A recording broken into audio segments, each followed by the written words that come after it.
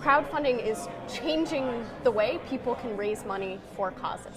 And I think with polio eradication effort, we've seen sort of the more traditional old school methods being used. And I think as we look ahead to future diseases, to other causes beyond polio, what do you think the potential is for using crowdfunding, for employing impact investing, for looking at how do we look at results-based financing or development impact bonds and things in this space to be able to finance future disease prevention or eradication efforts? Well, Adva, I think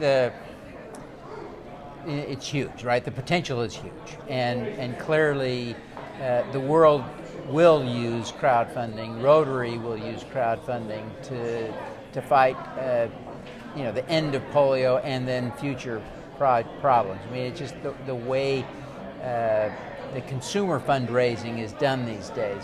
And we're already seeing that with polio. There was a woman by the name of Suzanne Ray in Australia who has been doing crowdfunding with the brand, the world's greatest meal to end polio, right? You probably heard of her.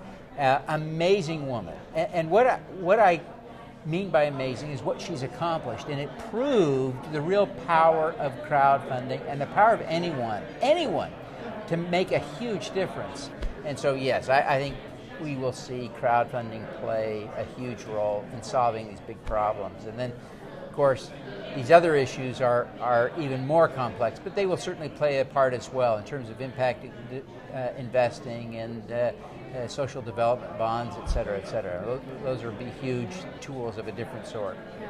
And so on this issue of crowdfunding, I think there are a lot, so our audience is primarily people who are working in the international development community.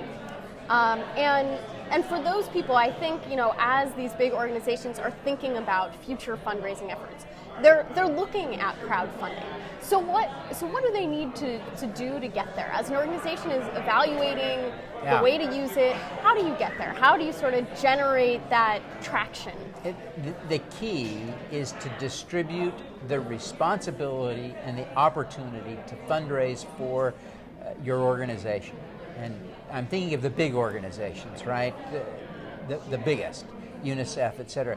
You've got to distribute the right privilege and opportunity to fundraise to the consumers, right? You can't run a sort of a corporate program and expect to catalyze real human interest. It just doesn't work that way.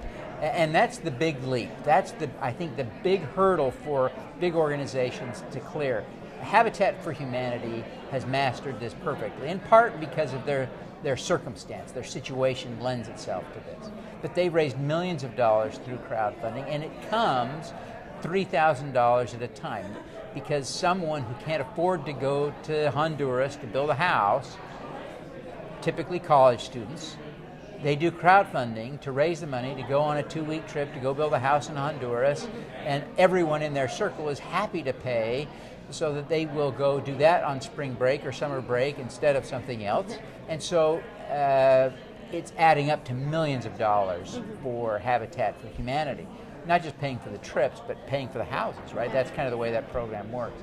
So I think large organizations like UNICEF and others will need to find the parallel in their own circumstance, whether it's getting people trips to the developing world or some other program. They've got to find a way to catalyze interest and to completely push the responsibility for that fundraising and create the tools for that fundraising down to those who are right at the consumer level.